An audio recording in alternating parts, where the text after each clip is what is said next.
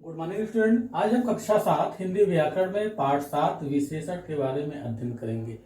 विशेषण क्या होते हैं इसके बारे में हम जान लें, या विशेषण किसे कहते हैं तो उसकी परिभाषा देना आवश्यक है। अतः इसकी परिभाषा होगा, जो शब्द संज्ञा अथवा सर्वनाम की विशेषता बताते हैं ऐसे शब्दों को विशेषण कहते हैं। अर्थात यूं कह सकते हैं, संज्ञा अथवा सर्वनाम की विशेषता बताने वाले शब्दों को विशेषण कहते हैं। विशेषण के 4 भेद होते हैं, जिनमें पहला है गुणवाचक विशेषण, अर्थात ऐसे विशेषण जिसमें रूप, रंग, आकार, स्थिति, अवस्था, ध्वनि, स्वाद, गंध, स्थान, देश, स्थिति आदि के बारे में पता चलता है, उसे गुणवाचक विशेषण कहते हैं। दूसरा है संख्यावाचक विशेषण, अर्थात जिस विशेषण शब्द से हमें संज्ञा अथवा सर्वनाम के संख्याओं की विशेषता के बारे में पता चलता है, उसे संख्यावाचक विशेषण कहते हैं। संख्यावाचक विशेषण के 2 भेद होते हैं, पहला निश्चित संख्यावाचक विशेषण और दूसरा अनिश्चित संख्यावाचक विशेषण। निश्चित संख्यावाचक विशेषण में हमें निश्चित संख्याओं की विशेषता के बारे में पता चलता है, जबकि अनिश्चित संख्यावाचक विशेषण में हमें अनिश्चित संख्याओं के बारे में पता चल रहा था। इसमें हमें निश्चित संख्याओं के बारे में पता नहीं चलता है। जैसे 2 विद्यार्थी पढ़ रहे हैं, यह निश्चित संख्यावाचक विशेषण का उदाहरण हो सकता है, और जबकि कहा जाए कि कुछ विद्यार्थी पढ़ रहे हैं, वह अनिश्चित संख्यावाचक का उदाहरण हो जाएगा। इसका तीसरा भेद है परिमाणवाचक विशेषण, अर्थात परिमाण का अर्थ होता है नाप तौल करना, अर्थात जिन विशेषण शब्दों से हमें संज्ञा अथवा सर्वनाम के माप तौल के बारे में पता चलता है, उसे परिमाणवाचक विशेषण कहते हैं। परिमाणवाचक विशेषण के भी 2 भेद हैं, निश्चित परिमाणवाचक विशेषण और अनिश्चित परिमाणवाचक विशेषण। अर्थात निश्चित परिमाणवाचक विशेषण में हमें निश्चित नाप तौल के बारे में पता चलता है, जबकि अनिश्चित परिमाणवाचक विशेषण में हमें निश्चित माप तौल के बारे में पता नहीं चलता है, अर्थात यह अनिश्चित रहता है। जैसे मुझे 2 किलो चावल दे दो, यह निश्चित परिमाणवाचक विशेषण का उदाहरण होगा, जबकि मुझे कुछ चावल दे दो, यह अनिश्चित परिमाणवाचक का उदाहरण हो जाएगा। चौथा है सार्वनामिक विशेषण। सार्वनामिक विशेषण किसे कहते हैं? अर्थात संज्ञा से पहले जो सर्वनाम आकर के उस संज्ञा शब्द की विशेषता को बताने लगते हैं, अर्थात वे सर्वनाम शब्द संज्ञा शब्द की विशेषता के बारे में बताने लगते हैं, ऐसे बताने वाले सर्वनाम शब्दों को सार्वनामिक विशेषण के रूप में जानते हैं। जैसे वह मेरा घर है, यहाँ पे वह सर्वनाम है, जबकि मेरा घर सार्वनामिक विशेषण का उदाहरण है, अर्थात इसमें मेरा घर सार्वनामिक विशेषण का उदाहरण होगा। अब यहाँ पे यह भी जान लें कि विशेषण और विशेष में क्या संबंध होते हैं। विशेषण संज्ञा अथवा सर्वनाम की विशेषता बताते हैं, लेकिन जिन संज्ञा और सर्वनाम की विशेषता बताते हैं वे संज्ञा और सर्वनाम शब्द ही विशेष कहलाते हैं। साथ में देखें आगे, सर्वनाम और सार्वनामिक विशेषण में क्या अंतर होते हैं, कैसे आप पता कर पाएंगे कि यह सर्वनाम है और कैसे पता कर पाएंगे कि यह सार्वनामिक विशेषण है।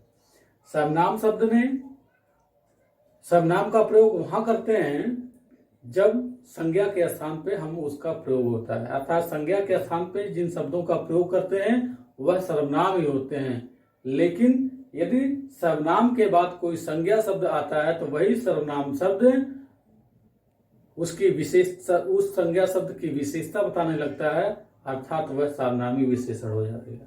जैसे वह मेरा घर है, यहाँ पे वह देखें तो वह सर्वनाम शब्द है, लेकिन वही उसी वाक्य में मेरा शब्द जो है वह सार्वनामिक विशेषण का उदाहरण हो जाएगा।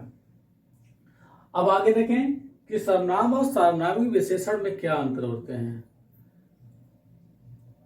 इसके बाद विशेषण की रूप रचना, विशेषण किस प्रकार से बना सकते हैं, कितने प्रकार के शब्दों से हम बना सकते हैं, तो जान लें कि विशेषण को बनाने के 4 शब्द हैं। 4 शब्दों से हम विशेषण की रचना कर पाते हैं, इनके अलावा अन्य शब्दों से हम विशेषण नहीं बना पाते हैं। जैसे इनको भी बनाने के लिए हमें उस शब्द के अंत में कुछ प्रत्यय जोड़ने पड़ते हैं। जैसे संज्ञा शब्दों से विशेषण की रचना करना, अर्थात कोई संज्ञा शब्द है उससे भी हम विशेषण के रूप में बदल सकते हैं। जैसे अपमान शब्द है तो इसको जब हम बदलेंगे तो यह हो जाएगा अपमानित। उसी प्रकार से यदि आदर शब्द को देखें, आदर को यदि हम विशेषण के रूप में बदलें तो आदरणीय हो जाएगा। दूसरा, हम सर्वनाम शब्दों से भी विशेषण को बदल सकते हैं, विशेषण के रूप में बदल सकते हैं। जैसे मैं, अगर मैं को देखें तो इसका विशेषण शब्द हो जाएगा मुझसा। इसके अलावा यदि वह शब्द आ गया सर्वनाम का तो उसका विशेषण हो जाएगा वैसा, और यदि यह शब्द सर्वनाम का आ गया तो उसका विशेषण हो जाएगा ऐसा। तीसरा है क्रिया शब्दों से। क्रिया शब्दों से भी विशेषण की रूप रचना की जा सकती है, अर्थात यदि हम कमाना शब्द को ले लें जो क्रिया का रूप है तो इसका विशेषण शब्द हो जाएगा कमाऊ। इसके अलावा यदि हम घूमना शब्द ले लें तो इसका विशेषण शब्द हो जाएगा घुमक्कड़। अव्यय शब्दों से भी हम विशेषण की रचना कर सकते हैं। अव्यय वे शब्द होते हैं जिनमें लिंग, वचन, काल, कारक के कार्य से कोई परिवर्तन नहीं होते हैं, तो ऐसे शब्दों से भी हम विशेषण की रचना कर सकते हैं। जैसे आगे का विशेषण शब्द होगा अगला, पीछे का विशेषण शब्द होगा पिछला, बाहर का होगा विशेषण शब्द बाहरी, और सतह का विशेषण शब्द होगा सतही।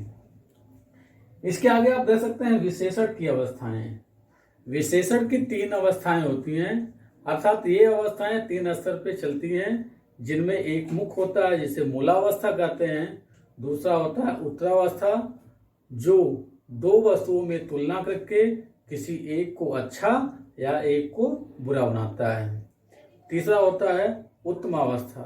उत्तमावस्था अर्थात जो सबसे उत्कृष्ट स्तर का होता है हम उसे उत्तमावस्था कहते हैं।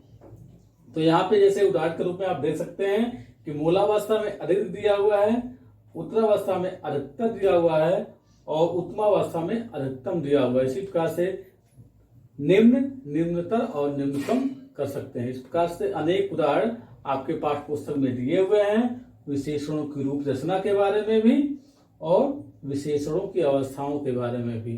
तो आप अपने पाठ्य पुस्तक से इसके अन्य और उदाहरणों को समझ सकते हैं। आगे दिया हुआ प्रविशेषण। प्रविशेषण क्या होते हैं? अर्थात ऐसे विशेषण शब्द, ऐसे शब्द जो विशेषण की भी विशेषता के बारे में बताते हैं, उन शब्दों को प्रविशेषण के नाम से जानते हैं। जैसे बकरी हरी घास चर रही है, इसमें हरी शब्द जो है विशेषण है। यदि इसको हम प्रविशेषण में बदलें तो आप कह सकते हैं बकरी बहुत हरी घास चर रही है।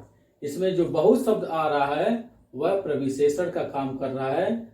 हरी शब्द जो है विशेषण है, लेकिन बहुत जो है प्रविशेषण का काम कर रहा है। इस प्रकार से आज आपने पाठ 7 विशेषण में विशेषण की परिभाषा समझा।